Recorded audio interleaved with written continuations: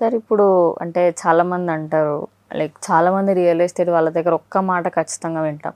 ఇల్లు ఖచ్చితంగా తీసుకోండి, ఎప్పటికైనా తీసుకోండి, కొన్ని రోజులు అయిన తర్వాత రెంట్ మీరు భరించలేనంత పెరుగుతాయి అని.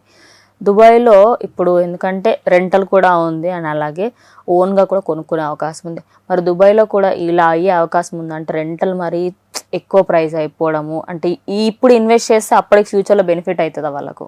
అంటే నేను దుబాయ్లో ఒక లోకల్ అయితేతో మాట్లాడాను. ఆయన అంటే ప్రాపర్టీ చూపించేటప్పుడు ఆయన నాకు ఇచ్చిన అడ్వైస్ ఏంటంటే, ఏమైనా ఉంటే ఇప్పుడు మీరు తీసుకోండి. దుబాయ్ ఒక 10 years తర్వాత ఎవరికైతే సాలరీ 20,000 వచ్చిందో వాళ్ళు కూడా ఎఫోర్డ్ చేయడానికి కష్టం అవుతుంది. రెంటల్స్ అంత ఇంక్రీజ్ అవుతాయి, క్యాపిటల్ ఎప్రిషియేషన్ అప్పుడు అవుతుంది. వరల్డ్లో ఉన్న మిలినియర్స్ ఆల్మోస్ట్ చాలామంది అక్కడ తీసుకున్నారు, ఇంకా వాళ్ళు టాలెంట్ పూల్ చేస్తున్నారు. సో డెఫినెట్గా అది ప్రైస్ అనేది చాలా ఇంక్రీజ్ అవ్వబోతుంది.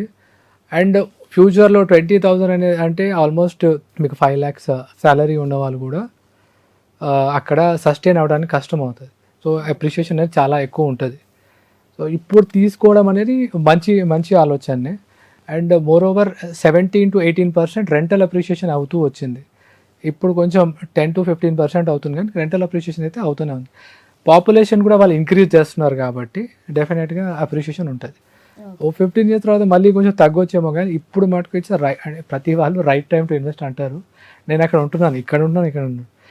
కొన్ని చోట్లల్లో కొన్ని ప్రొఫెషనల్ బ్రోకర్స్తో వెళ్తే కనుక మీకు రైట్ సజెషన్ ఇస్తారు, రైట్ ప్రాపర్టీ దొరుకుతుంది అనమాట.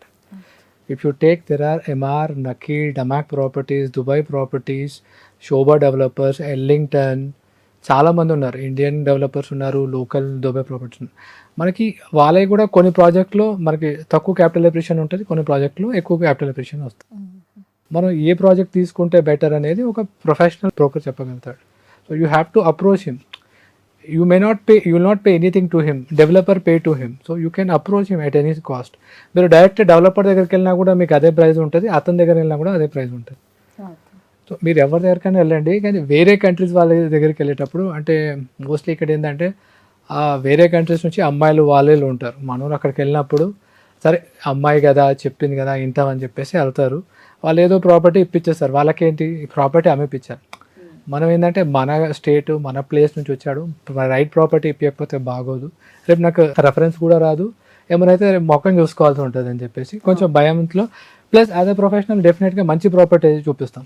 మనం ఎవరికో పాకిస్తాన్ వాడికి హెల్ప్ చేసిన వాళ్ళం, మనోడికి ఖచ్చితంగా మర్యాదగా మంచి ప్రాపర్టీ ఇప్పిస్తాం అనమాట. సార్ అంటే మనము ఇందాక మాట్లాడుకున్నట్టు నైజీరియా వాళ్ళు కానీ లేదా పాకిస్తాన్ వాళ్ళ దగ్గర కానీ ఇండియన్స్ ఎక్కువ మట్టుకి వెళ్ళిన తర్వాత వాళ్ళకి తెలియకుండా అందులో చాలా లూప్ హోల్స్ ఉన్నాయి, వీళ్ళు చెప్పకపోవడము, దానివల్ల వాళ్ళు డబ్బులు పోగొట్టుకొని లేకపోతే రిటర్న్స్ రాకపోవడం ఇలాంటివన్నీ జరుగుతూ ఉంటాయి దుబాయ్లో. అందుకని ఇండియన్స్ ఏమైనా ఇన్వెస్ట్ చేద్దామంటే వెనకాడుతూ ఉంటారు. కానీ నిజానికి ఇండియన్స్కే తెలియదు అక్కడ ఇండియన్ ఇన్వెస్టర్స్ ఎవరైతే ఉన్నారో చాలామంది అక్కడ రియల్ ఎస్టేట్లో మన ఇండియన్స్ ఉన్నారు అని. మరి మీరు ఇలాంటివి ఎప్పుడైనా ఫేస్ అయ్యారా అక్కడ మోసపోయి మళ్ళీ మీ దగ్గరికి రావడం? అంటే నా దగ్గర ఒక హైదరాబాద్ వాళ్ళు వచ్చారండి. వాళ్ళు ఒక ప్రాజెక్ట్లో ఆల్రెడీ ఇన్వెస్ట్ చేశారు. అందులో వాళ్ళు ఏంటంటే ఒకసారి ఆ హోటల్ కంప్లీట్ అవ్వగానే మీకు రిటర్న్స్ స్టార్ట్ అవుతాయి అని చెప్పి అనుకున్నారు. వాళ్ళు రిటర్న్స్ రాలేదని చెప్పి నా దగ్గరకు వచ్చారు, మీ రిటర్న్స్ రావట్లేదు.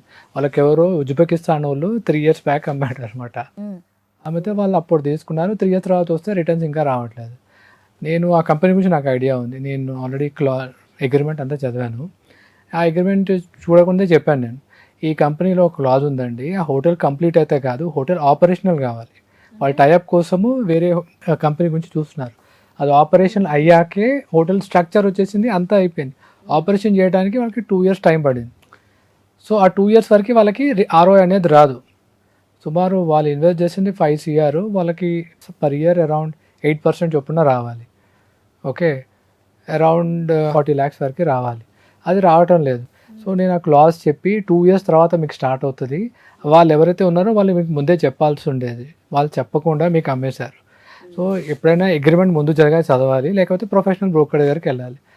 99% ఎవరు కూడా అగ్రిమెంట్ కంప్లీట్గా చదవరు అంటిల్ అన్లెస్ వాళ్ళు అడ్వకేట్ అవుతే కానీ వాళ్ళకి ఎవరైనా ఇలాంటి ఎక్స్పీరియన్స్ ఉంటాయి కానీ. సో అది కంప్లీట్గా అట్లాంటి మోసాలు జరుగుతుంటాయి. మోసం అంటే డెవలపర్ ఏం చేయరు, ఆ క్లాజ్ ఆల్రెడీ ఉంటుంది, చెప్పాలి. చెప్పకుండా వీళ్ళకి ఆ టైం కమేసి మీకు రిటర్న్స్ వచ్చేటి అని చెప్తారు. సో ఇది తెలుసుకోవాలన్నమాట, యాక్చువల్గా చాలా ఇంపార్టెంట్. అంటే ఇప్పుడు ఇన్వెస్ట్ చేసే టైంలో ఏంటంటే అరే వాళ్ళు తక్కువకి ఇస్తున్నారు కదా అటు వెళ్ళిపోదాం అనే ఉద్దేశంతో ఉంటారు. మరి ఇప్పుడు వీడియో చూసే వాళ్ళకి ఎవరైతే ఇన్వెస్ట్ చేయాలి అనుకుంటున్నారో వాళ్ళకి మీరు ఏం చెప్పాలనుకుంటున్నారు? అంటే ఒక సీరియస్ రిక్వెస్ట్ అని చెప్పుకోవచ్చు లేదా ఆర్డర్ అని చెప్పుకోవచ్చు, ఏం చెప్తారు సార్? అంటే అక్కడ కట్ రోడ్ కాంపిటీషన్ ఉంటుందండి. ఒక కంపెనీ తీసుకుంటే ఫర్ ఎగ్జాంపుల్ అజీజీ డెవలపర్స్ అని ఉన్నారు, అందులో ఆల్మోస్ట్ 2000 ఎంప్లాయీస్ ఉంటారు. ఆ ఎంప్లాయీకే కాంపిటీషన్ ఉంటుంది. మీరు ఆ కంపెనీకి వెళ్ళినప్పుడు మీరు అంటే కాంపిటేటివ్ ప్రైస్ తీసుకుందాం అనుకుంటారు. వీడు ఒక రేట్ చెప్తాడు, వాడు ఒక రేట్ చెప్తాడు. వీడు ఏం చేస్తాడు, వేరే బెనిఫిట్స్ కూడా చెప్పి లేని బెనిఫిట్స్ కూడా చెప్తారనమాట. మీరు అట్రాక్ట్ అయిపోయి ప్రైస్ తక్కువ చూపిస్తారు. ఎండ్ ఆఫ్ ద డే మీరు పే చేసేది సేమ్ ప్రైస్. వాడు తర్వాత ఫర్నిచర్ ఛార్జెస్ ఉన్నాయని చెప్పడము, లేకపోతే ఇంకా ఎక్స్ట్రా ఉన్నాయని చెప్పకుండా కొటేషన్ మటుకు రాంగ్ కొటేషన్ ఇస్తారు. కాంపిటీషన్ ఉంటుంది వాళ్ళకే, సేల్ అవ్వకపోతే వాడు జాబ్ పోతుంది. సో వీడేం చేస్తారు, వీడికంటే వీడి ప్రైస్ తక్కువ ఉంది కదా అని చెప్పేసి వాడు ఎవడైనా సరే అని చెప్పి మనకి వేరే ఒక ప్రైస్ తక్కువ రావాలి తీసుకుంటారు. ఎండ్ ఆఫ్ ద డే మీకు లాస్ అవుతుంది. ప్లస్ ఒకవేళ మనకు తెలిసిన వాడైతే వాడి త్రూకి వెళ్ళడమే బెటర్. ఆల్వేస్ ఒక ప్రొఫెషనల్ లేకపోతే తెలిసిన పర్సన్ దగ్గర, ఇండియన్ దగ్గర కొనడం చాలా ఇంపార్టెంట్. మీరు ఆ వేరే కంట్రీ అని చెప్పేసి కొందరికి అక్కడ రాగానే వేరే కంట్రీలతో మాట్లాడితే ఆ రకమైన ఫీలింగ్ ఉంటుంది, వాళ్ళతో పర్చేజ్ చేస్తారు. అరే వాడు జెన్యూన్ చెప్తున్నాడా లేదా అనేది చాలా తక్కువ అనమాట. అది చేయకుండా ఉంటే చాలా బెటర్. ఓకే, ఇంకా కొంచెం అట్లా మోసపోకుండా ఛాన్సెస్ కొంచెం తక్కువ ఉంటాయి తక్కువ ఉంటాయి. సార్ ఇప్పుడు మన ఇండియన్లో సిటిజన్షిప్ రావాలంటే కొన్ని రూల్స్ ఉంటాయి, యూకేలో రావాలంటే కొన్ని రూల్స్ ఉంటాయి, యూఎస్ఏకి ఇలా కొన్ని ఏరియాస్లలో ఇట్లా రూల్స్ ఉంటాయి. మరి ఒక ఇండియన్గా నేను దుబాయ్ వెళ్ళి అక్కడ సిటిజన్షిప్ కావాలి అనుకుంటే ఏం చేయొచ్చు సార్? దుబాయ్ ఎవరికి కూడా సిటిజన్షిప్ ఇవ్వదండి. అదేంటిది? అంటే వాళ్ళ లోకల్సే చాలా తక్కువ మంది, ఆల్మోస్ట్ 2.5 మిలియన్ జనాభాలో 25 లక్షల మందిలో వాళ్ళకి చాలా తక్కువ. ఆల్మోస్ట్ ఒక 8 lakhs ఉండొచ్చు వాళ్ళు, ఇంకా తక్కువనే ఉండొచ్చు. అక్కడ కేరళకి వెళ్ళి వాళ్ళు ఎవరికి కూడా సిటిజన్షిప్ ఇయ్యరు. కానీ మీరు ప్రాపర్టీ కొంటే కనుక 100% మీ పేరు మీద రిజిస్ట్రేషన్ అవుతుంది. ఆ 100% you are the owner of the property. ఒకప్పుడు 99 years లీజ్ అని ఉండేది, దుబాయ్లో అలా లేదు. ఓకే, అబుదాబిలో కొన్ని ప్లేసెస్లో ఉంది, దుబాయ్లో కూడా బడ్ దుబాయ్ అని ఓల్డ్ దుబాయ్లో అక్కడ ప్రాపర్టీ మనం పర్చేజ్ చేయలేం. 99 years లీజ్కే ఇస్తారు అక్కడ ప్రాపర్టీస్.